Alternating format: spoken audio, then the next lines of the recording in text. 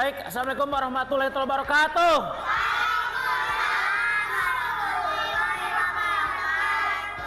Ya, baik anak-anak, kita kembali belajar seperti biasa ya. Sebelum belajar dimulai, Bapak ingin kalian semuanya sama-sama untuk menyusun kesepakatan kelas, karena Bapak tadi lihat masih ada anak yang ngobrol, masih ada yang membawa makanan ke dalam kelas. Itu tidak diperbolehkan karena kita mau belajar. Siap kita mengikuti kegiatan hari ini?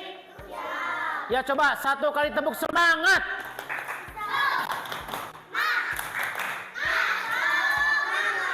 Belum kompak. Satu kali tepuk semangat.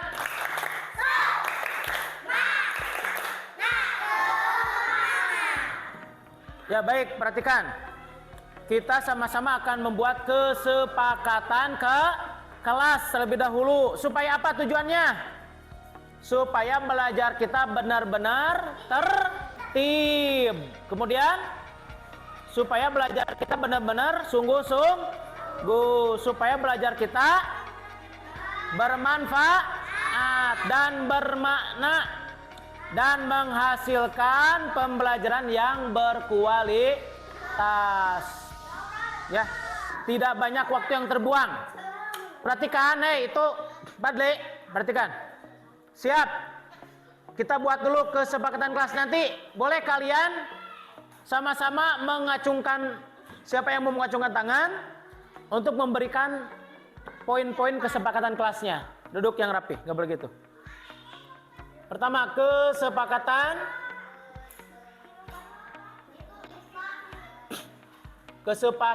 kelas. Boleh ditulis. Kesepakatan kelas sama-sama supaya belajar kita bermakna, supaya belajar kita tertib dan sungguh-sungguh, maka perlu kita menetapkan, menyepakati kesepakatan kelas. Supaya apa?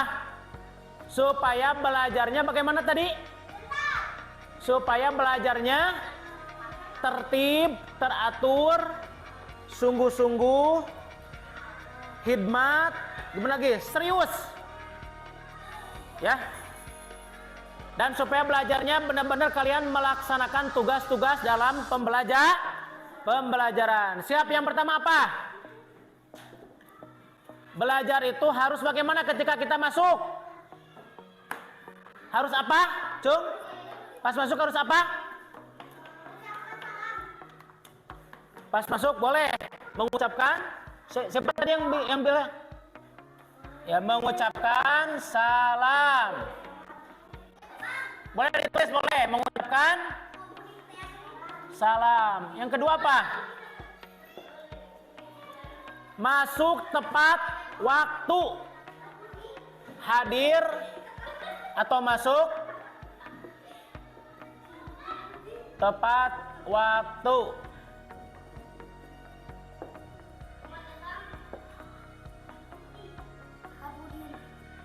Kemudian apa lagi? Boleh gak makan di kelas? Berarti bagaimana? Ya. Tidak boleh makan saat belajar. Siap, kita sepakati. Berarti yang tidak mentaati nanti akan menerima konsekuensinya. Bisa nanti membaca buku, membaca puisi, menyanyikan lagu wajib, atau menyanyikan lagu-lagu daerah. Boleh ya? Seperti itu. Perhatikan itu, Padli. Yang keempatnya bagaimana? Tidak boleh bermain. Tidak boleh bermain saat belajar pintar. Kesepakatannya yang nomor 4. Kemudian yang nomor 5, lagi? Meminta izin ketika akan ke belakang. Meminta izin ketika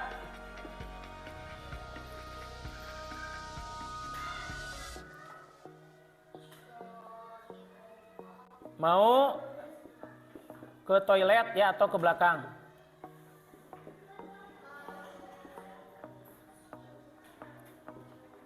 Terus apa lagi? Ya, meminta izin ketika mau ke belakang atau ke toilet, ke jamban. Terus apa lagi? Tidak boleh, nanti ada waktu istirahat. Ya, tidak boleh. Tidak boleh keluar masuk. Ya, betul.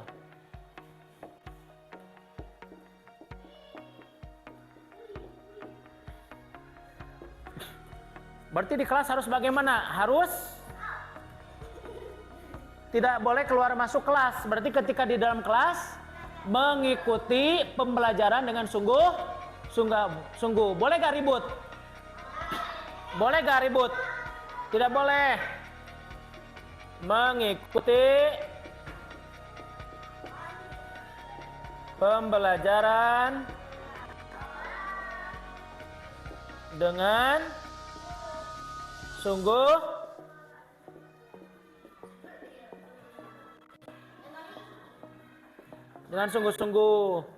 Kemudian apa lagi? Hayo.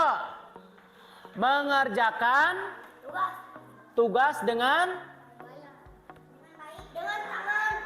mengerjakan tugas dengan tepat waktu ya. Mengerjakan tugas dan mengumpulkan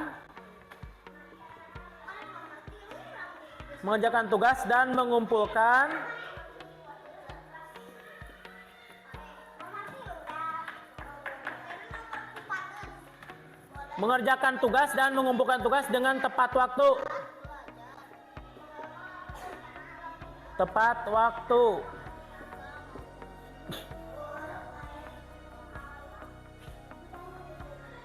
Terus apa lagi? Ayo, yang mau kita sepakati. Tidak membuang sampah di kelas. Awas. Yang mau membuang sampah bekas apapun ya, itu harus dibuang ke tong sampah. Membuang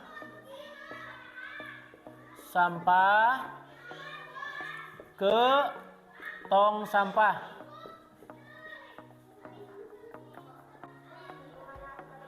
Membuang sampah ke tong sampah. Terus apa lagi? Udah ya? Cukup dahnya. Baik, kita sama-sama akan membacakan kesepakatan kelas yang akan kita sepakati agar belajar kita sungguh-sungguh baik dan teratur, tertib. Ya. Ditulis saja boleh. Ya, melaksanakan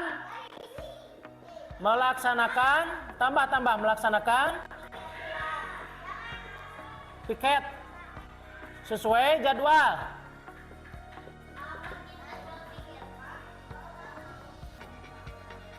Sesuai jadwal piket. Kebaca ya. Siap, pertama mengucapkan salam. Ulangi lagi, kesepakatan kelas. Ya baik, kesepakatan kelas yang kita sama-sama akan sepakati agar belajar kita sungguh-sungguh, tertib, teratur, baik, dan belajar kita bermakna, menghasilkan ilmu yang bermanfaat, dapat menerima ilmu yang bermanfaat, dapat menerima ilmu dengan baik dan benarnya. Pertama, sok. Siap, mengucapkan salam. Bapak dulu, kemudian kalian. 1. Mengucapkan salam. 2. Hadir tepat waktu. 3. Tidak boleh makan saat belajar. 4. Tidak boleh bermain-main saat belajar. 5. Meminta izin ketika mau ke belakang. 6. Tidak boleh keluar masuk kelas. Kompak semuanya bersuara. Tolong ikuti. 7. Mengikuti pembelajaran dengan sungguh-sungguh. 8. Mengerjakan tugas dan mengumpulkan tugas dengan tepat waktu.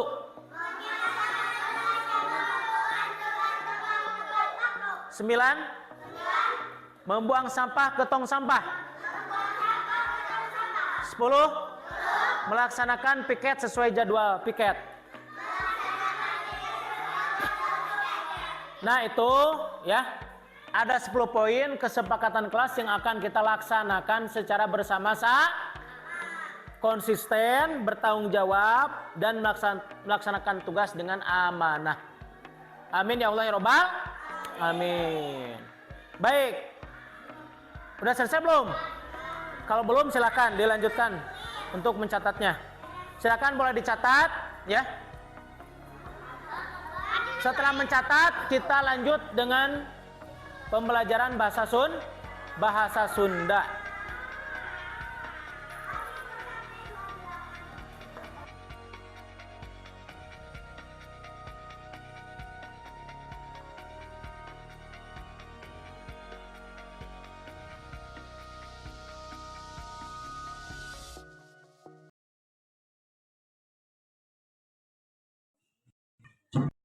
Assalamualaikum warahmatullahi wabarakatuh. Bismillahirrahmanirrahim. Wassalatu wassalamu ala Rasulillah wa ala alihi wa sahbihi wa mawalah. Alhamdulillah. Kang kipayeun haturkeun nuhun kuning parantos nasihat pribados Kang Icuk Arios dipayeun pamiten Ibu Sahabat guru sahabat-sahabat guru hebat sadayananya. Pertama langkung utama ayo urang sasarang panjatkeun sinar puji syukur kepada Allah Subhanahu wa taala parantos mapari tentunya alhamdulillah dina danget ieu urang dipaparinan sehat masih dipercanten yuswan panjang jadinya kangge ayeuna sahabat-sahabat teman-teman urang nu teu damang urang doakeun ku sadayana muga sing sehat walafiat. Margi nikmat sehat teh sok kahihilabeun gitunya padahal upami teu dipaparin nikmat sehat moal biasana naon tetep ekonya terusnya di bumi ge kuler banget. Alhamdulillahnya urang sadayana parantos ayeuna teras-terasan kitu ku Gusti teh dipaparin anugerah. Teras shalawat sunat salam mugi dicurahkeun ditumpah curahkeun ka junjungan baginda Allah yakni Habibina wa Nabiyana Muhammad Rasulullah SAW, ke para keluargana, ke para sahabatna, ke para tabi'in atau tabi'in hingga banten ke urangnya salaku umat. Ibu bapak hadirin sadayana nu puji sipri hormatnya Bapak Ketua K3S, terus Bapak Bendahara K3S, Banten Ketua KKG gugus satunya sama sekretaris sama sadayana ibu bapak sadayana beberapa sadir tapi Banten dina danget ieu nyelaknya maksudnya gitu. Dalam kesempatan ini saya mohon izin ke semuanya khususnya guru-guru gugus 1 gugus 2 yang hadir pada kesempatan ini karena ini sangat penting. Saya akan menyampaikan perihal guru penggeraknya, jangan sampai Banten dan dua anggapan jadi guru penggerak teh horor atau napi serem gitunya. Namun Banten kamari abdi ngopi tiba Roninya tiba Bapak kita bahwa untuk angkatan 6 itu yang daftar 700 orang. 700 orang, terus yang lulus itu 69 kalau nggak salah, 69. Terus pas kita seleksi di wawancara ada yang gugur ya, jadi hanya 61 sisanya. Terus yang mengundurkan diri, jadi sisanya itu 57 untuk angkatan 6 dan angkatan pertama untuk di Kota Sukabumi. Kalau misalnya gue resto kayak ayahnya, maka tuh gue resto orang sasaran di paling ya salah. Nah, ibu bapak pengantarnya supaya efektif, jangan guru penggerak itu nya materi-materi nanti panggil naonnya gitunya pada ayahnya dilaksanakan teh gitu. Jadi diambil di nomor TK sama-sama. Jadi urutan materi yang kita laksanakan itu dari Merdeka. Huruf-hurufnya itu M yang pertama mulai dari diri. Ketika masuk ke materinya gitu ya. Yang pertama mulai dari diri.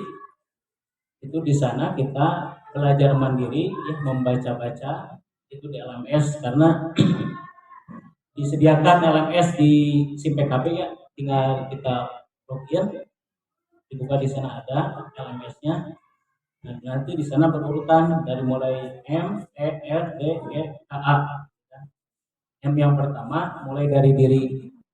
Berarti mulai dari diri itu membaca secara pribadi, secara mandiri materi-materi yang akan dipelajari oleh guru penggerak tersebut.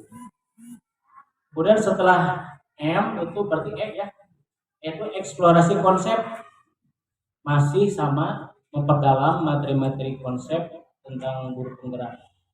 Nah, untuk modul yang dipelajari karena sampai saat ini untuk angkat 6 itu baru sampai di modul 2 ya, yaitu tentang diferensiasi, yaitu pembelajaran untuk memenuhi kebutuhan belajar murid.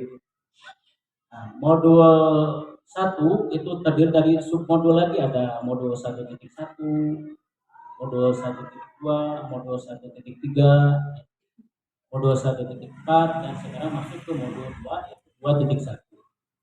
Nah, untuk modul 1 sendiri itu M1.1 itu tentang refleksi filosofis Ki Hajar Dewantara. Nah, sebetulnya kalau saya mau mengatakan secara kesimpulannya gitu ya, kalau dilihat tentang matematika guru penggerak sebetulnya itu sudah dilaksanakan oleh ibu dan bapak guru semuanya gitu. Cuman label dan penamaannya ini guru penggerak. Untuk materi-materinya semuanya sudah dilaksanakan sebetulnya. Bagaimana mendisiplinkan siswa, bagaimana cara menyadarkan siswa ya, ada restorasi, kemudian ada posisi kontrol di sana. Cuman kadang-kadang ketika kita bersikap atau bertindak di sekolah itu, kebanyakan kita menghukum siswa ya. Dan nanti ketika kita masuk ke materi guru penggerak, kita itu merasa tersingkap ya. Jadi ilmu-ilmu di kuliah atau kebiasaan-kebiasaan yang sudah dilaksanakan itu sehari-hari, tinggal kita direfleksi. Kemudian istilahnya diakurkannya gitu kan ya, kemudian refleksi, kemudian istilahnya tapakur diri lah gitunya. Itu kurang terus acannya ngajar teh apakah hanya sampai untuk mengejar KKM gitu kan ya, yang seperti itu. Eksplorasi konsep dan kemudian saya percepat selanjutnya setelah itu ruang kolaborasi berarti di sana ada Pikon ya, ada Google Meet. Di ruang kolaborasi itu Google Meet 2 kali ya berhasil ya. Itu dengan fasilitator untuk ruang kolaborasi. Pertama, kemudian yang pertama pengkondisian kelompok biasanya, kemudian yang selanjutnya presentasi kelompok untuk di ruang kolaborasi. Kemudian dilanjutkan demonstrasi kontekstual ya. Sama di sana banyak tugas-tugas.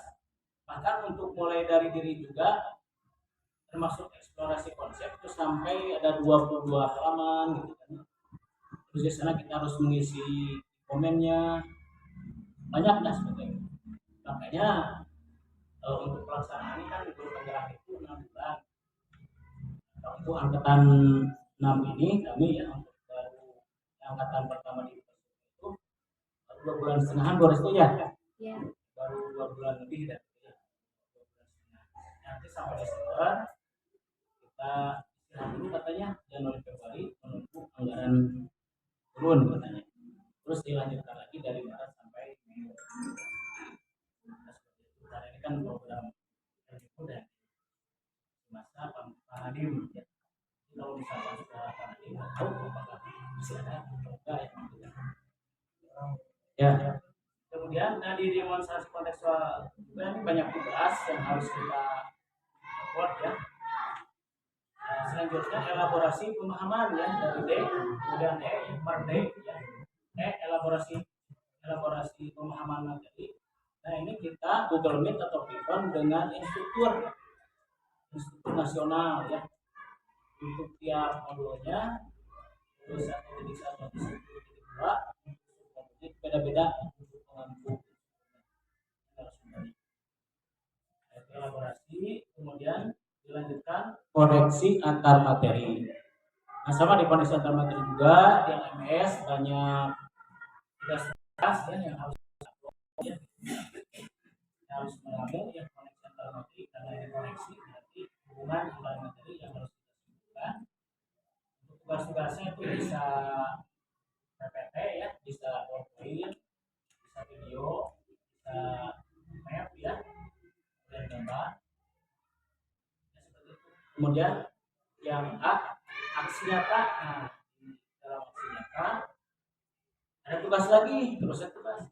Makanya misalkan kalau tidak dikerjakan dari jam 1 sampai maghrib ya, ya tergantung kitanya, itu resikonya berarti malam.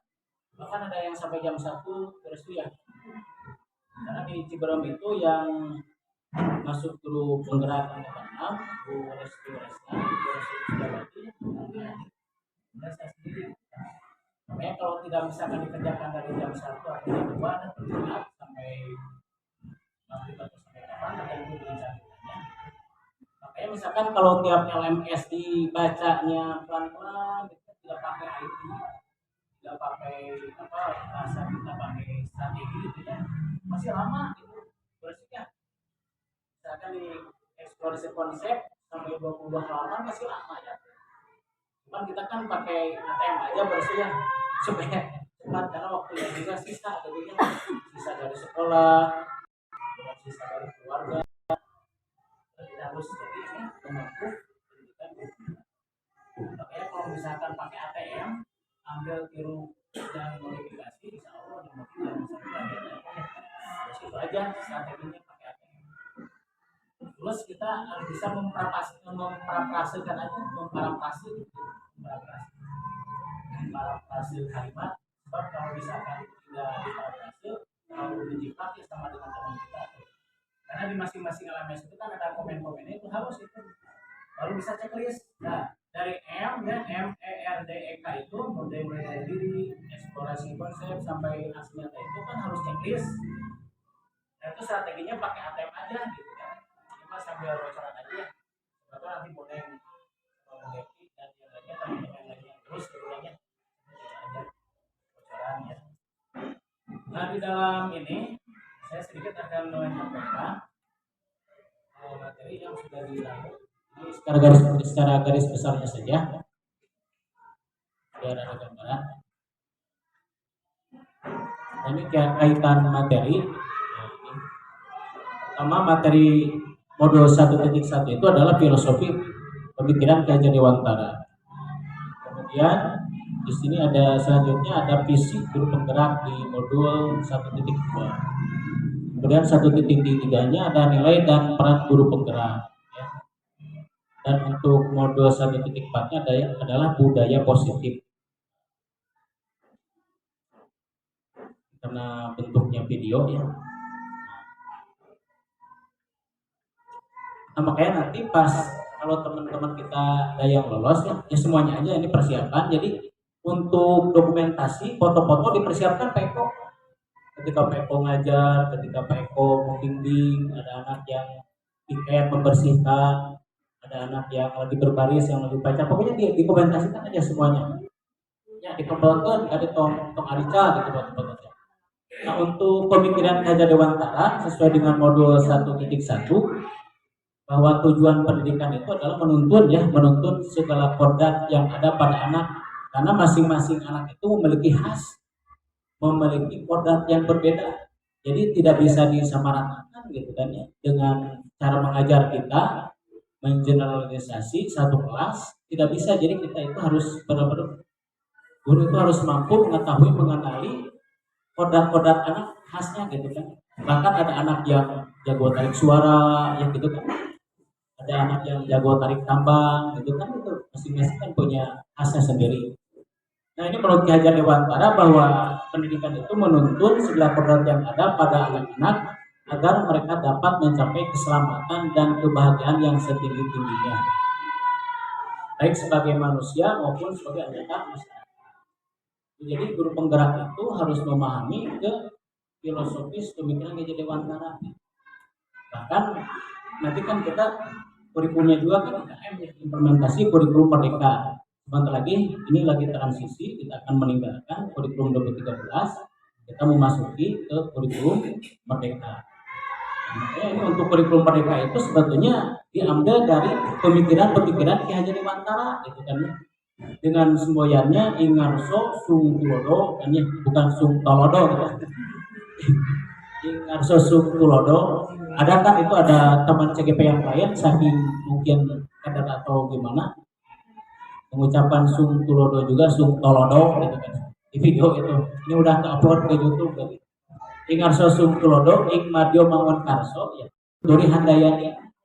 Nah maka untuk di Kemdikbud itu moto Kemdikbud kan Tuturi Handayani itu Turi Handayani itu diambil dari filosofis Ki Hajar Dewantara, pemikiran Ki Hajar Dewantara ya. Nah ini sebetulnya tugas guru itu sangat luar biasa ya, kita itu agar menuntun siswa-siswa untuk mencapai keselamatan. Jadi bukan hanya nyampe KKM gitu kan ya, tapi kan pada kenyataannya anak-anak yang tidak nyampe KKM kan akhirnya kita pementennya caang dalapan gitu kan ya. Tara hadir mawah tidak kehadiran tidak perilaku gitu kan. Akhirnya kan itu padahal jadi tergugahnya gitunya abdi gitu kan ngarawas ngajar teh can bener ya, banyak udah diperbaiki di gurunya gitu ya, termasuk gitu. Insyaallah ibu mah atau sana lain sadaya ibu bapak kan mencapai keselamatan dan kebahagiaan yang setinggi-tingginya baik sebagai manusia maupun sebagai anggota masyarakat. Jadi endingnya ke sana tujuan pendidikan. Terus dilanjutkan ya baru sengaja saya ini mau di share tapi ya. Nah visi sekarang masuk ke visi ya ke modul 1.2. Nah, ternyata di sini sangat menggugah hati ya, menggugah kemudian membukakan hati kita, pencerahan otak kita juga ya, dan sikap kita, jadi akhirnya bisa merefleksi bahwa nilai guru penggerak dan ada peran guru penggerak di sini. Pertama untuk nilai guru penggerak itu berpihak pada murid, itu akhirnya kita merefleksi apakah kita itu benar sudah berpihak pada murid gitunya. Jangan-jangan tiap hari itu ketika kita menghadapi anak yang bermasalah, carekan gitunya, dihukum kayak gitu kan, dimarahi, dihukum, disentakkan gitunya. Nah, jadi akhirnya ya ternyata banyak yang salah kita itu gitu kan ya, menghukum anak. Berarti kita itu kalau menurut kesini ke nilai guru penggerak belum berpihak pada murid kalau gitu ya. Jadi kita usahakan sikap kita, pelayanan kita sebagai guru ya yang bergerak di dunia pendidikan itu harus benar-benar berpihak pada murid. Artinya kesulitan murid berarti kita bimbing. Ada murid yang tidak disiplin atau murid yang indisipliner atau melanggar aturan, berarti kita ingatkan, kita bijak tanya dulu gitu kan. Jangan langsung main hukum gitu kan, akhirnya dihukum gitu kan. Kalau misalkan anak sering dihukum itu bisa pertama bisa minder, bisa turun gitu ya, kemudian motivasinya bisa turun gitu. Kemudian nilai selanjutnya mandiri, kita berarti mendidik anak secara mandiri gitu kan. Sebetulnya semua yang ibu lakukan yakin sudah aplikasi pada nilai guru penggerak, cuma konkretnya atau levelnya saja gitu. Kemudian reflektif ya, setelah kita mengajar atau peristiwa-peristiwa yang baik itu bisa direfleksi dan untuk bisa diterapkan ke anak gitu kan. Setelah mengajar kita itu apa kekurangan kita gitu kan, kelebihan kita ya kita ditingkatkan, kalau kekurangan ya kita koreksi diri berarti untuk perbaikan di pertemuan selanjutnya. Kemudian kolaboratif, nah ini untuk membangun kerjasama, ini kolaboratif dengan guru gitu ya, kolaboratif saling dengan guru itu, jangan sampai saling menyebutkan ketika guru ini kosong berarti ini isi gitu kan ya, jangan hari-hari we itu membuat guru ke ayah teh murid enak ke ayah guru jangan seperti itu. Nah ini jadi mengingatkan kepada kita gitu kan ya, terus materi-materi guru penggerak ini. Kemudian inovatif, ya, ini inovatif hal-hal yang baru, hal-hal yang terobosan-terobosan baru, baik bisa pada media pembelajaran maupun lanjut ya, ini untuk peran guru penggerak di sini. Guru penggerak posisinya pertama pemimpin pembelajaran, kemudian menjadi coach atau bagi pembimbing ya, atau pelatih bagi rekan guru yang lain ya. Kemudian mendorong kolaborasi, mewujudkan kepemimpinan murid, kemudian menggerakkan komunitas praktis. Untuk menggerakkan komunitas praktis, ya ini salah satunya kita di KKD. Di KKD ya sebagai bengkel, sebagai tempat kita konsultasi dan memecahkan masalah pembelajaran ataupun dalam khususnya ini sekarang dalam pembuatan soal. Dipercepatnya. Ini gampang tinggal nanti di-share saja sebetulnya. Nah ini visi guru penggerak, adanya visi diperlukan untuk melakukan perubahan ya. Untuk mewujudkan visi diharuskan kerjasama dari semua warga sekolah. Jadi visi itu mustahil kita akan mencapainya kalau tidak kerjasama, tidak kompak gitu ya. Kalau aing-aingan misalkannya itu tidak akan tercipta, tidak akan terwujud visi itu. Jadi harus sama-sama kompak, bekerja sama, berkolaborasi untuk mewujudkan visi. Dimulai dari diri sendiri, mulai saat ini, dan mulai dari hal-hal yang terkecil. Merumuskan visi dapat dilakukan melalui pendekatan diri apresiatif yang memetakan dengan tahapan bagja ya. Di sini ada bagja. Kebetulan bagja ini alhamdulillah diambil dari bahasa Sunda ya. Yang pertama buat pertanyaan, kemudian ambil pelajaran. Yang G-nya gali mimpi, yang J-nya jabatan rencana, yang A-nya atur eksekusi.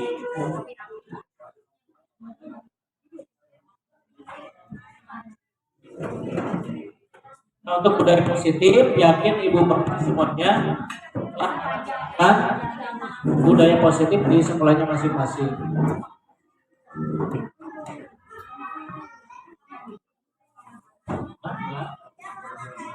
Ya sok yang malah dah santai. Nah intinya itu modul yang sudah dilaksanakan untuk modul 1 tentang filosofi Saja Dewantara, visi, kemudian nilai berat, kemudian budaya positif ya, budaya senyum, salam, sapa gitu kan. Nah untuk modul 2.1 yaitu pembelajaran yang berdiferensiasi ya, yaitu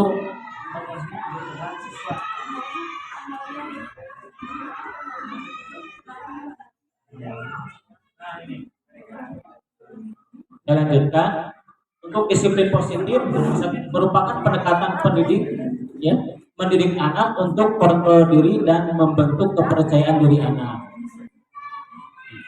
Kemudian kebutuhan dasar pertama bertahan hidup, kasih sayang dan rasa diterima, kemudian penguasaan, kebebasan, kesenangan. Nah ini yang terpenting pada segitiga restitusi ini ya.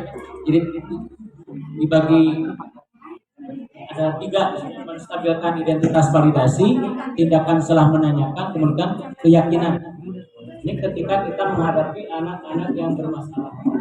Karena restitusi itu sendiri artinya jadi proses untuk menyadarkan anak dan kemudian anak itu kembali ke lingkungannya gitu kan. Jadi anak-anak yang membuat pelanggaran atau anak-anak yang melanggar tata tertib itu kita bisa merestitusi artinya. Jadi menyadarkan kembali, kemudian mengembalikan anak kepercayaannya, keyakinannya, kemampuannya gitu. Jangan sampai kita itu menjadi yang hukumnya sehingga akan menekan anak itu sendiri gitu. Jadi anak tidak semangat, anak jadi murung ya, menyendiri, jadi jangan seperti itu. Kemudian posisi kontrol yang diharapkan ya, kita jadi manajer ya. Karena posisi kontrol itu ada 5. Yang pertama pemberi hukuman, kemudian pembuat merasa bersalah, kemudian posisi kontrol teman, yang keempat pemantau, dan yang kelima manajer. Nah, diharapkan kita sebagai guru itu harus mampu menjadi ketika menghadapi permasalahan anak maupun permasalahan guru dengan guru ya, kita menempatkan diri kita itu menjadi manajer, jangan menjadi guru yang penghukum ya. Itu tadi kan akibatnya kan anak tidak semangat gitu kan. Kalau manajer itu kan pertama kita menanyakan bijak ya, menjadi guru yang bijak, menanyakan permasalahannya apa, kemudian meyakinkan anak itu mampu bisa gitu kan ya. Kemudian ini yang terakhir, ini keyakinan kelas ya, membuat dan menjalankan keyakinan kelas bersama warga sekolah. Nah itu mungkin ibu nah sebetulnya nanti akan lebih mantapnya ketika telah lulus, kemudian mengerjakan soal-soal mengisi LMS. Ini hanya garis besarnya saja agar rekan-rekan semuanya punya gambaran dah. Jangan sampai menganggap bahwa guru penggerak itu hal yang menyenangkan gitu. Tidak. Kemudian juga lomba karya kita itu dibuat enjoy, Pak Eko, dibuat menikmati itunya permainan gitu kan ya. Nah itu piknik gitu kan gitu kan ya. Jadi tidak menegangkan, tidak menyeramkan. Udah setuju? Oke tuh, mohon gitu. Itu nggak sok dari. Mungkin itu intinya untuk materi berpenggerak itu dari Merdeka. Mulai dari diri, elaborasi konsep, ruang kolaborasi, demonstrasi mahasiswa, elaborasi pemahaman, kemudian K-nya koneksi antar materi, dan A-nya aksi data. Itu mungkin kuning diteruskan kan? Ya ingat biasa di share-nya publik ngambil karena grup di share gitu. Ini simpulannya gitu kan, benang merahnya. Bahas saja gitu, supaya ada gambaran. Ini beri ditaruhkan maka upami taya kurang masalah pada setengah saya MC.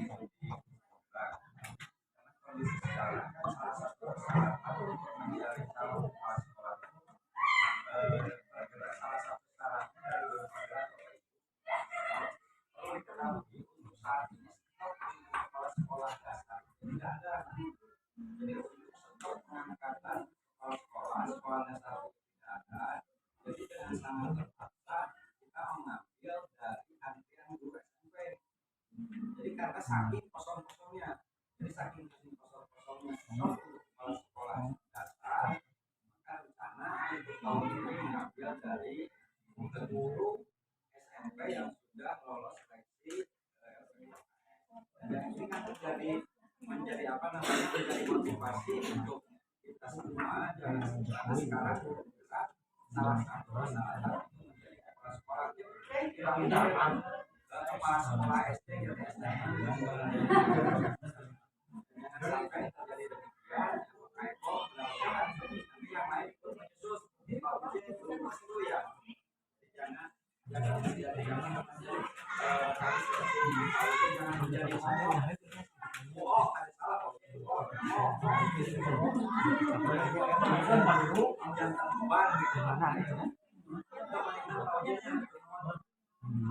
Menurut Bapak, Parantos nasihat Bapak, memang betul apa yang dikatakan Pak Dede bahwa tiket itu GP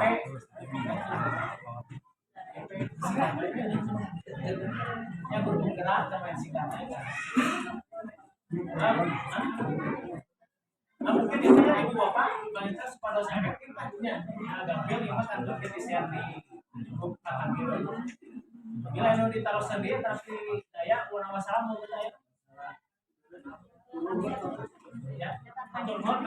Terima kasih atas perhatiannya. Mudah-mudahan kita bisa menerapkan ya menjadi guru yang sebenarnya guru bisa posisi kontrol kita ya. Jadi guru yang bijak, guru yang manajer yang istilahnya. Atau nuhun waktu senang Assalamualaikum warahmatullahi wabarakatuh. Kami guru penggeraknya salam dan bahagianya. Bergerak, menggerakkan salam dan bahagia. Assalamualaikum warahmatullahi wabarakatuh. Karena ketika ada pertemuan presiden dan BPMP tentang BPMP ini masih sebelumnya, jadi sekolah baru melahirkannya sekarang. Padahal ketika dibaca pembinaan, padahal Bapak Ibu ketika pasti bergerak maka akan punya peluang menjadi kepala sekolah. Melihat perkembangan Permendiknas 28/10, kemudian Permendikbud nomor 6/2018, terakhir ada Permendikbud nomor 40/2021. Bahwa kepala sekolah itu 4 syarat. Pertama, golongan 3B, masih rendah. Yang kedua, berumur 5 tahun jadi guru. Yang ketiga, punya sertifikat pendidik. Yang keempat, guru penggerak. Nah, sementara ini guru penggerak itu belum ada, maka yang ada itu yang 3 syarat tadi. Kalau sekarang sudah jadi guru penggerak, maka jalan menuju pintu gerbang sekolah semakin melompok. Ya, mudah-mudahan kita doakan agar ini jadi di sekolah. Ya, kita mungkin 4 syarat ya, kemudian pakai sekolah. Dari mana sekarang itu data kepala sekolah SMP ada 9. Yang 1 mulut dengan 8. Yang 8 ini sudah dengan dirjen 58 bisa ke SD. Jadi kita satu atap. Nah, jadi kalau kepala sekolah SMP itu SD dari SMP tidak keluar. Hanya ada 1 SMP yang kosong sekali. Yang 8 ini akan datang ke SD. SD ini bersaing membayar. Dan mudah-mudahan dengan punya tiket itu punya lolos. Amin. Amin. Kan kalau nanti lulus kan mereka warna jadinya. Program biasa. Bu Negi lulus angkatan 8. Lulus Happy. Kurama akan 20. Jadi kan kemarin sepi peminat, mungkin karena kita nggak aware sama SIM PKB kayaknya ya. Jadi mulai sekarang kita mulai itu SIM PKB-nya sekarang mulai sering lihat, sering di kehidupan, sering di pelong, siapa tahu nanti karena info-infonya ada dari SIM PKB. Jadi nanti teman-teman yang belum sempat daftar CGP angkatan 8, angkatan 6, angkatan 7, mari kita daftar di angkatan 9 gitu ya. Mudah-mudahan lulus semua gitu ya. Ya. Meskipun tadi terlepas ada tiket kepala sekolah atau apa, jangan jadi utama. Yang penting kita meningkatkan kualitas pendidikan kita gitu ya, kualitas kemampuan kita sebagai guru. Itu mah anggap aja bonus yang tadinya gitu ya. Jadi karena tadi takutnya begini, Abi mah udah mau jadi kepala sekolah mau ikutan, nanti ke situ nanti jadinya gitu ya. Itu kata bonus perhitungan tiket mau dipakai atau enggak gitu ya. Soalnya kan sama dah nggak akan jadi kepala sekolah, nggak akan ikutan tes, nih nggak ada istilah begitu. Pokoknya CGP ini adalah satu wadah untuk kita mengembangkan kualitas pendidikan untuk anak-anak kita. Gitu ya, Bapak Ibu. Selanjutnya, Assalamualaikum warahmatullahi wabarakatuh.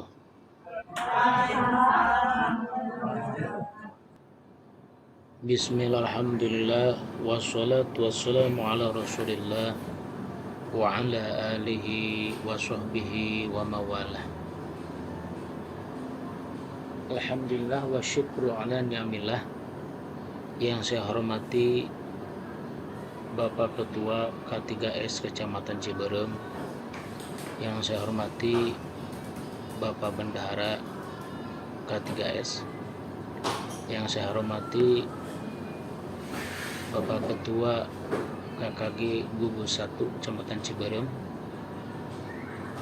beserta pengurus KKG Gugus 1 dan Gugus 2. Dan tak lupa kepada para sahabat, guru-guru hebat KKG Kecamatan Ciberem. Syukur alhamdulillah wa syukran amillah. Pertama saya ucapkan terima kasih kepada pembawa acara yang telah memberikan waktu kepada saya untuk menyampaikan hal-hal yang penting mengenai materi guru penggerak.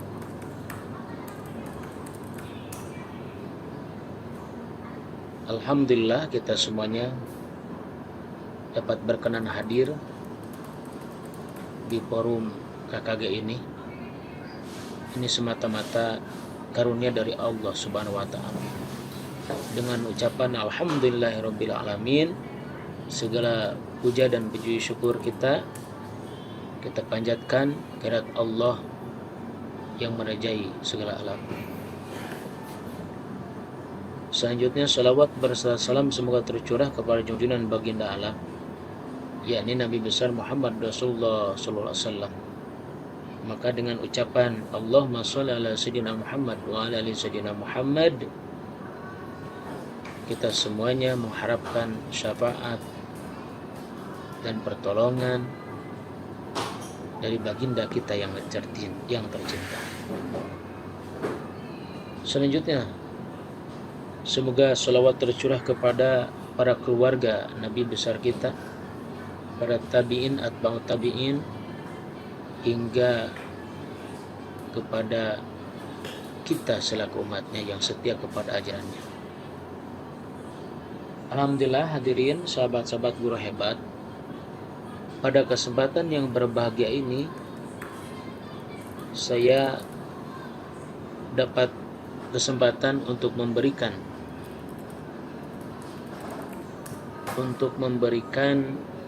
salah satu materi dari materi pendidikan guru penggerak, yakni tentang budaya positif atau ekosistem positif. Maka untuk mengefektifkan waktu, saya langsung saja kepada pemaparan materi mengenai budaya positif. Budaya positif kita ambil contoh perbandingan dengan hidup tumbuh-tumbuhan seorang petani. Dalam hakikatnya sama kewajibannya dengan seorang pendidik yang menanam padi misalnya, hanya dapat menuntun tumbuhnya padi. Ia dapat memperbaiki kondisi tanah, memelihara tanaman padi, memberi pupuk dan air, membasmi ulat-ulat atau jamur-jamur yang mengganggu hidup tanaman padi dan lain sebagainya. Ini merupakan filosofis dari pemikiran Ki Hajar Dewantara bahwa pendidikan adalah ibaratnya menuntun tumbuhnya padi. Kita harus menanamnya, kita harus mengairinya, menyiramnya, memupuknya, dan memeliharanya. Ini merupakan pemikiran Ki Hajar Dewantara yang patut oleh kita selaku pendidik untuk dicontoh dan untuk diterapkan. Selanjutnya hadirin, di sini saya akan menyampaikan tentang perubahan paradigma bahwa kegiatan kepalan tangan, kita ada tangan A dan tangan B. Tangan B yaitu milik teman kita. Kemudian kita sobeklah secari kertas kecil. Tuliskan benda atau sesuatu yang sangat berharga untuk Anda. Letakkan di salah satu tangan Anda. Dan genggam benda atau sesuatu tersebut dengan segala daya. Buatlah sebuah kepalan yang kuat.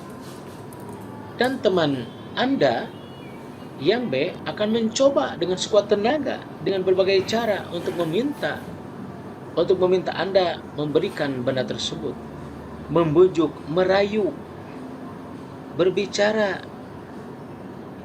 dengan hal-hal yang dapat meluluhkan hati kita agar supaya apa yang ada di kepalan tangan kita bisa diberikan kepada teman kita. Apa yang terjadi? Maka kepalan tangan ini tergantung kita yang mengepalnya. Apabila sesuatu yang berharga kita kepal, yang membuat orang lain mengingininya, apabila yang kita kepal berharga bagi kita, maka kita akan mencoba mempertahankannya meskipun dengan bujukan, dengan rayuan, dengan segala macam cara teman kita ingin membuka apa yang kita kepal di tangan kita, atau bahkan kita ingin memberikannya karena kita terbujuk, terayu dengan cara-cara teman kita. Itu kembali lagi lah kepada pribadi kita masing-masing mengenai apa yang kita kepal, sesuatu apa yang kita kepal di dalam tangan kita, dalam genggaman kita. Apakah kita akan memberikan kepada teman kita karena teman kita membujuk, merayu dengan kalimat-kalimat yang bisa meluluhkan hati kita, ataukah kita akan mempertahankannya, atau sesuatu secari kertas kecil itu kita akan berikan ke teman kita. Itulah perubahan paradigma kita tentang bagaimana kita kokohnya, komitmennya diri kita terhadap apa yang menjadi sesuatu yang sangat berharga bagi kita. Kita akan pasti mempertahankan apa yang menjadi membuat kita berharga dengan sesuatu yang ada pada kepalan tangan, yang ada pada genggaman tangan.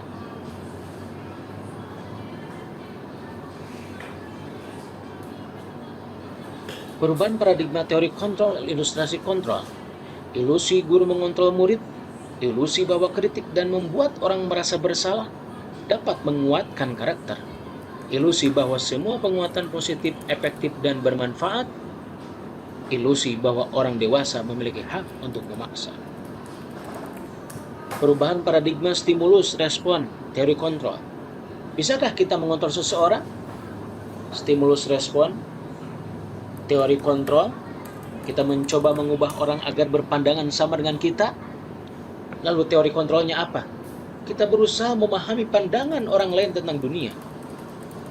Stimulus, respon, perilaku buruk dilihat sebagai suatu kesalahan. Teori kontrolnya, semua perilaku memiliki tujuan. Stimulus, respon, orang lain bisa mengontrol saya. Teori kontrolnya, hanya Anda yang bisa mengontrol diri Anda. Saya bisa mengontrol orang lain. Teori kontrolnya, Anda tidak bisa mengontrol orang lain. Pemaksaan ada pada saat bujukan gagal, kolaborasi dan konsensus menciptakan pilihan-pilihan baru. Stimulus respon, model berpikir menang atau kalah. Teori kontrolnya, model belajar berpikir menang-menang.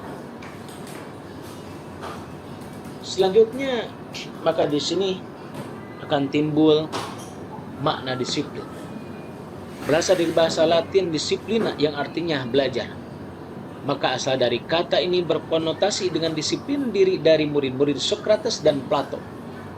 Disiplin diri membuat orang menggali potensinya menuju sebuah tujuan apa yang dia hargai. Namun dalam budaya kita, Makna kata disiplin telah berubah menjadi sesuatu yang dilakukan seseorang pada orang lain untuk mendapatkan kepatuhan. Kecenderungan umum adalah menghubungkan kata disiplin dengan ketidaknyamanan, bukan dengan apa yang kita hargai atau pencapaian suatu tujuan mulia. Lalu selanjutnya di sini pada diri manusia ada yang disebut dengan teori motivasi perilaku manusia. Maka motivasi pada manusia itu terdiri dari pertama motivasi eksternal, kedua motivasi eksternal, kemudian motivasi internal tujuan disiplin positif. Motivasi eksternal untuk menghindari ketidaknyamanan hukuman. Apa yang akan terjadi apabila saya tidak melakukannya? Masih motivasi eksternal untuk mendapatkan imbalan dari orang lain, institusi. Apa yang akan saya dapatkan apabila saya melakukannya? Motivasi internal tujuan disiplin positif untuk menghargai diri sendiri, menjadi insan sesuai harapan kita. Saya akan menjadi orang yang seperti apa? Saya akan menjadi orang yang seperti apabila saya melakukannya. Selanjutnya, lalu kita akan selalu mendengar dengan suatu istilah merdeka. Belajar merdeka. Merdeka menurut Ki Hajar Dewantara, merdeka itu artinya tidak hanya terlepas dari perintah, akan tetapi juga cakap buat memerintah diri sendiri.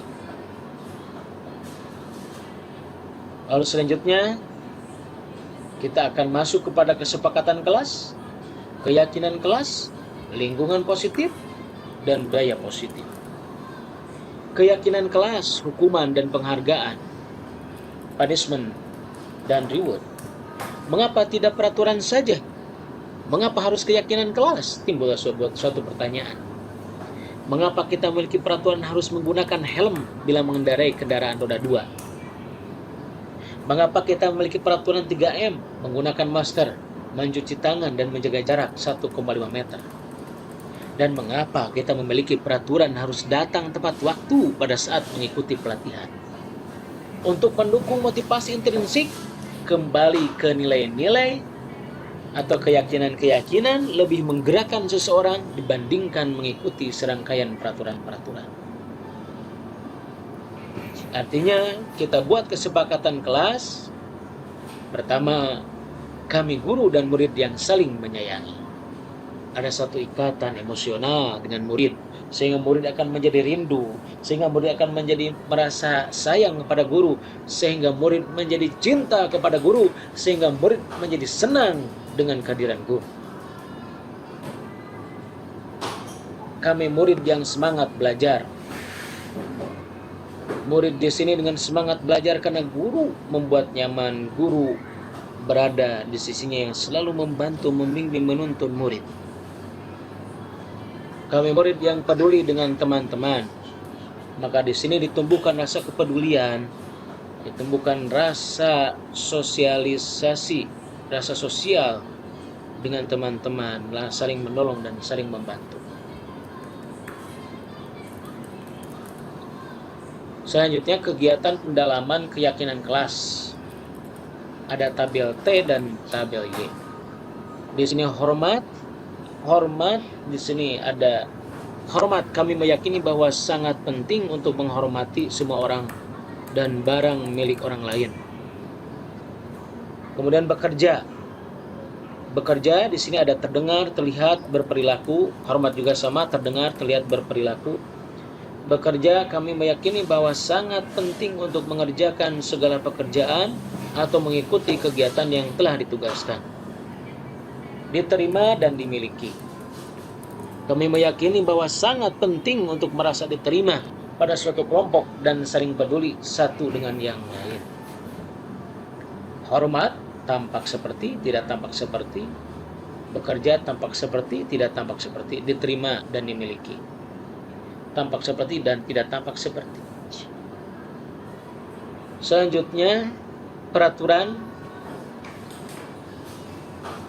dan keyakinan kelas, nilai kebajikan yang dituju. Misalkan di sini pada peraturan ada selalu kembalikan buku ke tempatnya. Berarti keyakinan kelas, disiplin atau tepat waktu.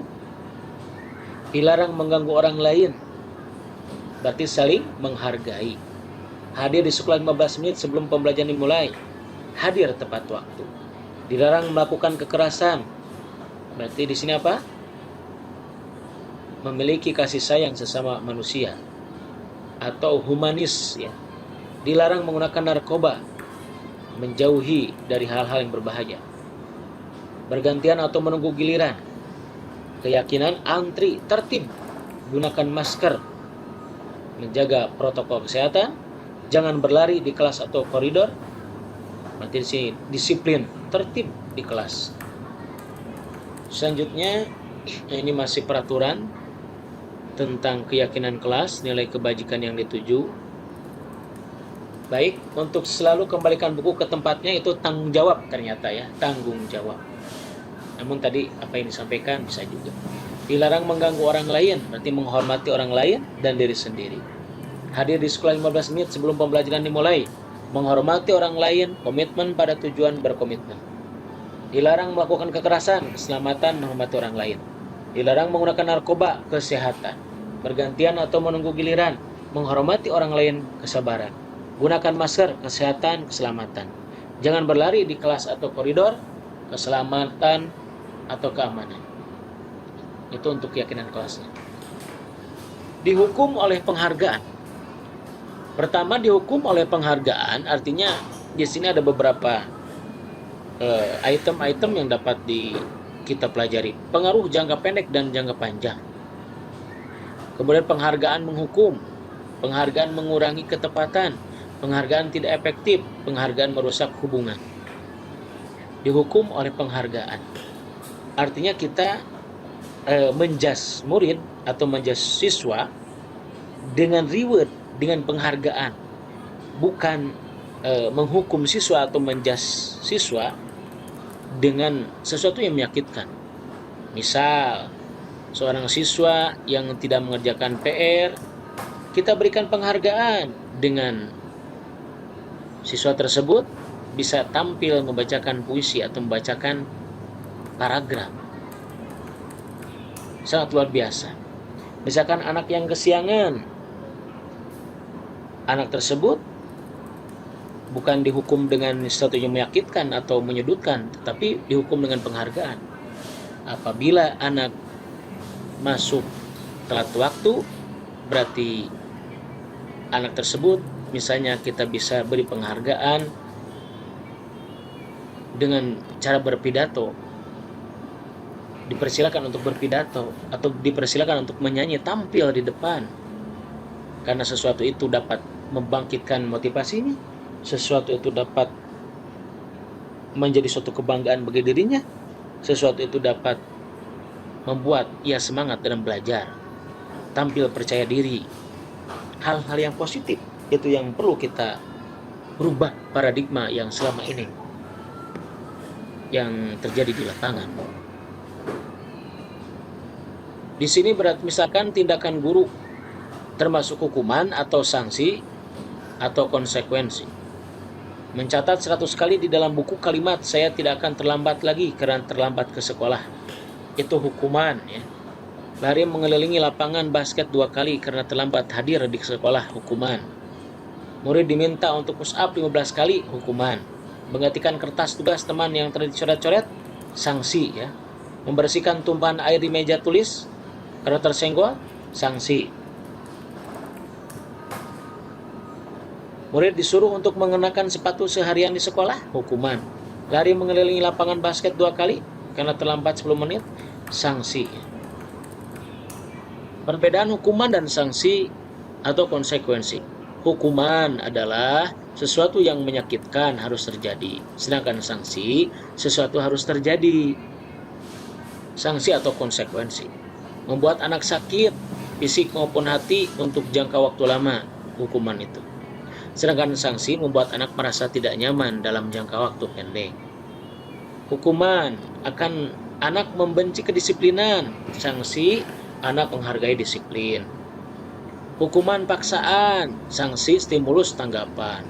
Hukuman mendorong anak menyakiti diri sendiri, Sanksi mendorong anak agar mudah menyesuaikan diri. Konsep diri yang buruk, konsep diri yang baik. Anak belajar untuk menyembunyikan kesalahan. Sanksi, anak belajar untuk mematuhi peraturan. Marah rasa bersalah, dipermalukan rasa tak dihargai, kehilangan hak dibuat tidak nyaman, diasingkan untuk sementara. Selanjutnya, materi tentang 5 posisi kontrol yang wajib seorang guru untuk mengetahuinya. Pertama, ada posisi kontrol penghukum, pembuat orang bersalah, sebagai teman, pemantau, manajer. Di sini ada termasuk identitas gagal atau kontrol dari luar, menghindari hukuman, berarti ini termasuk hukum dan pembuat orang merasa bersalah. Identitas berhasil atau sukses, kontrol dari luar, mengharapkan imbalan atau ketergantungan pada orang lain, yaitu teman dan pemantau. Identitas berhasil sukses, kontrol diri, menghargai diri sendiri, itu manajer. Nah, ada beberapa 5 posisi kontrol yang guru ketika bertindak baik kepada murid atau bersikap sesuatu apapun, apa yang ia hadapinya. Penghukum berarti di sini contohnya guru itu berbuat menghardik, menunjuk-nunjuk, menyakiti, menyindir, nah itu penghukum. Pembuat merasa bersalah berarti di sini guru merasa kecewa. Guru bisa berceramah dan mengatakan seharusnya ibu kecewa, nah itu berarti membuat murid merasa bersalah. Jika posisi kontrol teman berarti membuat alasan-alasan untuk muridnya. Kalau pemantau menghitung dan mengukur apa peraturannya, menyesuaikan diri bila diawasi.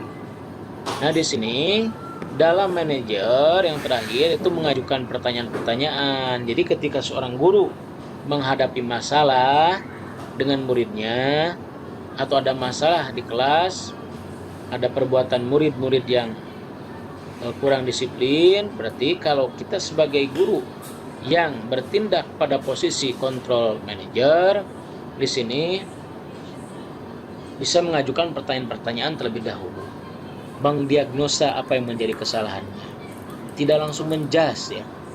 Apa yang kita yakini, apa yang bisa kau kerjakan untuk memperbaiki masalah ini, begitu ya tindakannya.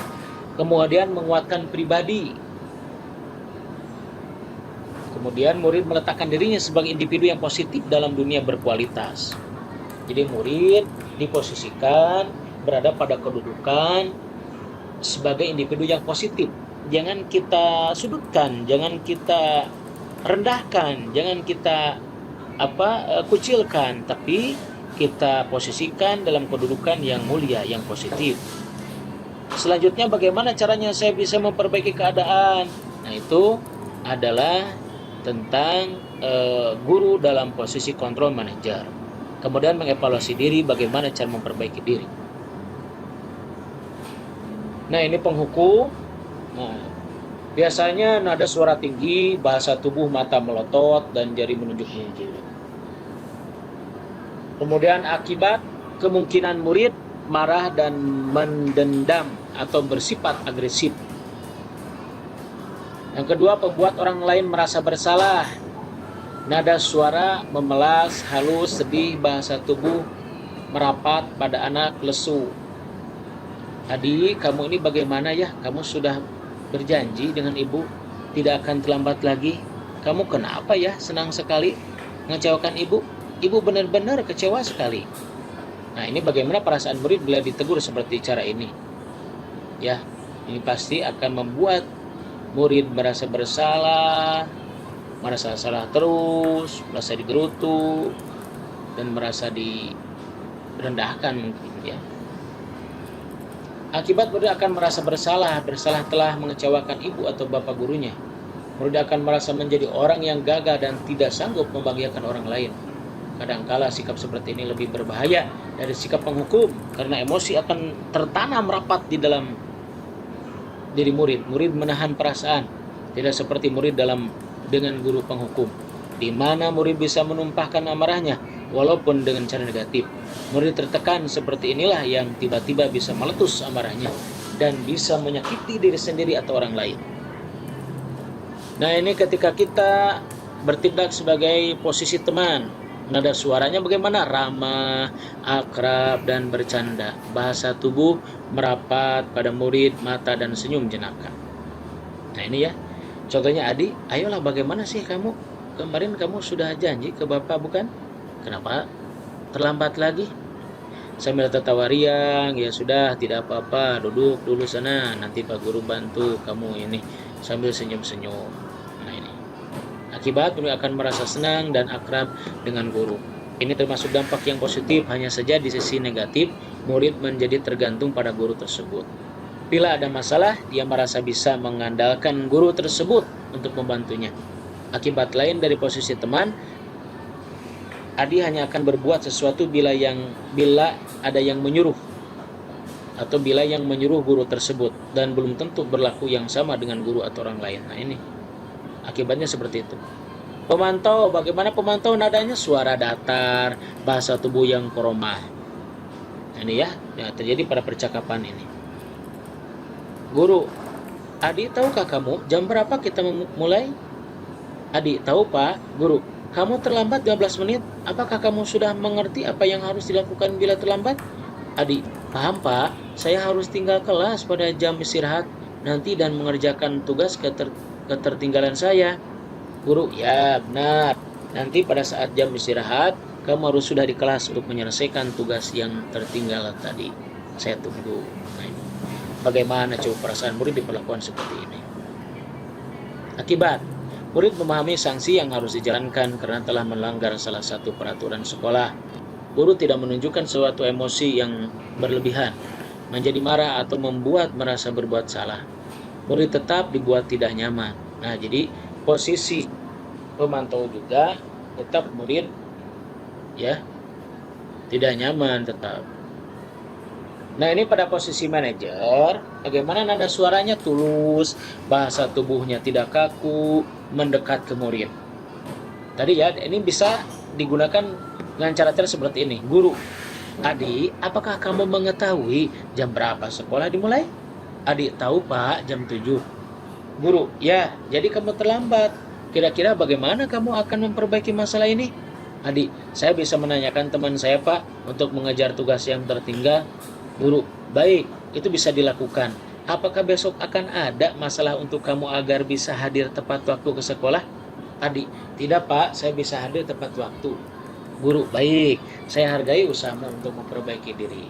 Bagaimana perasaan murid diperlakukan seperti ini? Jika guru memperlakukan murid seperti ini, apa yang barusan pada percakapan, nah ini pada posisi manajer, maka suara guru sebaiknya tulus. Tidak perlu marah, tidak perlu meninggikan suara ya, apalagi menunjuk-nunjuk jari ke murid, ya, tidak boleh itu. Berkacak pinggang tidak boleh, atau bersikap seolah-olah menyesal, tampak sedih sekali akan perbuatan murid ataupun bersendak gurau menempatkan diri sebagai teman murid. Fokus adalah pada murid, bukan untuk membahagiakan guru atau orang tua. Bila guru mengambil posisi pemantau, guru akan melihat apa sanksinya, apa peraturannya. Namun pada posisi manajer, guru akan mengembalikan tanggung jawab pada murid untuk mencari jalan keluar permasalahannya, tentu dengan bimbingan guru. Nah, sebaiknya kita harus menerapkan apapun masalah yang ada di sekolah, posisi kontrol kita harus berada pada posisi kontrol manajer.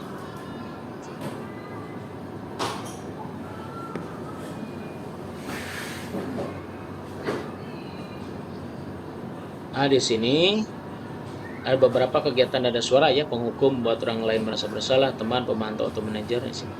Nada-nada suaranya berbeda-beda. Ya. Di mana Anda sewaktu kami mengadakan nolak karya Anda pada hari sekolah.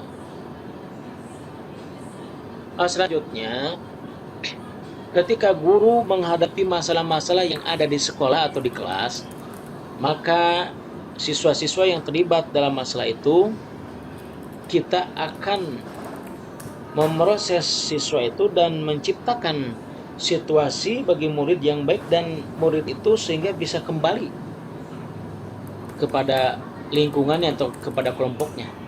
Ya, jadi di sini ketika guru menghadapi masalah atau menyelesaikan masalah murid-muridnya, kita harus meyakinkan murid itu bahwa dia mampu berbuat yang terbaik dan bisa kembali lagi kepada komunitasnya, kembali lagi kepada kelompok murid-murid atau kepada teman-temannya, bergaul, ya, bersosialisasi. Bahwa restitusi adalah proses menciptakan kondisi bagi murid untuk memperbaiki kesalahan mereka sehingga mereka bisa kembali pada kelompok mereka dengan karakter yang lebih kuat, dengan karakter yang lebih baik tentunya. Ciri-ciri restitusi: satu, bukan untuk menebus kesalahan, namun untuk belajar dari kesalahan. Dua, memperbaiki hubungan. Tiga, tawaran bukan paksaan. Empat, restitusi menuntun untuk melihat ke dalam diri. Restitusi mencari kebutuhan dasar yang mendasari tindakan. Restitusi diri adalah cara yang paling baik. Restitusi fokus pada karakter bukan tindakan. Restitusi fokus pada solusi. Dan terakhir, restitusi mengembalikan murid yang berbuat salah pada kelompoknya. Nah, di sini ada dalam menyelesaikan pada restitusi ada yang disebut dengan segitiga restitusi yang harus guru lakukan. Yang pertama, apabila kita menghadapi anak-anak yang bermasalah atau guru dalam menyelesaikan masalah dengan murid-muridnya, pertama, memvalidasi, ya, memvalidasi tindakan yang salah, menstabilkan identitas, menanyakan keyakinan.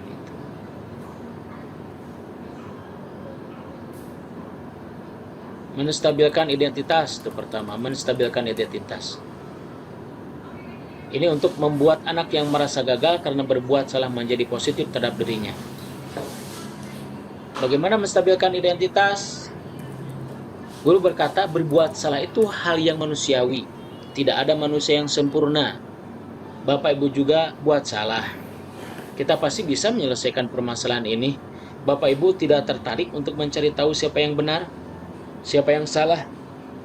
Bapak atau Ibu lebih tertarik untuk menyelesaikan masalah. Kalau kamu menyalahkan dirimu sendiri terus-menerus, apakah kamu bersikap baik pada dirimu sendiri? Nah, itu menstabilkan identitas. Kemudian validasi tindakan yang salah. Guru berkata, kamu pasti punya alasan mengapa melakukannya. Apa yang penting bagi kamu? Kamu boleh tetap berusaha menjaga sikap itu, tapi tambahkan sikap yang lain, yang baru. Maukah kamu belajar cara lain untuk mendapatkan yang kamu butuhkan tanpa harus memukul? Apakah kamu bisa melakukan dengan lebih baik besok lagi? Nah, itu kemudian di sini selanjutnya ada kebutuhan dasar manusia. Kebutuhan dasar manusia pertama, cinta kasih, rasa memiliki dan dimiliki. Belonging, ya. Kesenangan, fun. Kemudian survival, bertahan hidup. Penguasaan, power, freedom, kebebasan, freedom. Itu adalah kebutuhan-kebutuhan dasar manusia. Ini untuk menanyakan keyakinan. Tadi guru bisa berkata, apa nilai yang kita percaya di kelas? Nilai-nilai universal apa yang telah kita sepakati? Kelas yang ideal itu seperti apa sih? Itu untuk menanyakan keyakinan. Kamu ingin jadi anak seperti apa? Apa yang kamu rasakan ketika kamu melakukan itu? Kamu menjadi orang yang seperti apa? Nah, itu merupakan menanyakan keyakinan.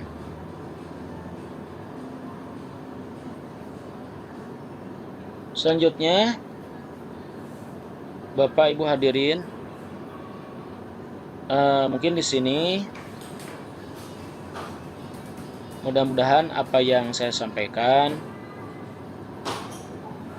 dapat bermanfaat, ya, mengenai budaya positif. Bahwa budaya positif bisa tumbuh, membutuhkan dukungan, membutuhkan kerjasama, membutuhkan kekompakan dari warga sekolah. Maka akan tumbuh dan tercipta, terwujud budaya positif yang baik di sekolah. Budaya positif saling menyayangi, ya. Budaya positif komitmen tepat waktu di antara contohnya. Budaya positif selalu menjaga kesehatan, berarti menjaga kebersihan, menjaga lingkungan sekolah agar tetap bersih dan indah, nyaman. Kemudian budaya positif, tidak ada anak yang saling menghina, mengejek, bahkan berantem. Berarti itu komitmen untuk keselamatan. Baik ibu bapak hadirin yang saya banggakan, guru-guru hebat yang saya banggakan, itu mungkin mengenai budaya positif yang saya share, yang saya bagikan. Mudah-mudahan ada manfaatnya dan semoga kita menjadi guru-guru yang dicintai oleh murid-murid kita, menjadi guru-guru yang selalu dirindukan oleh murid-murid kita, menjadi guru yang diidolakan oleh murid-murid kita, dan menjadi guru yang tetap selalu berakhlakul karimah sehingga dapat memberikan contoh teladan yang baik bagi murid-murid kita. Semoga murid-murid kita menjadi murid-murid yang soleh dan solehah, berakhlakul karimah, berguna bagi bangsa, negara, agama, dan keluarga. Sekian, mohon maaf atas segala kekurangan. Wallahu muwaffiq ila aqwamit thoriq wal 'afu minkum. Wassalamualaikum warahmatullahi taala wabarakatuh.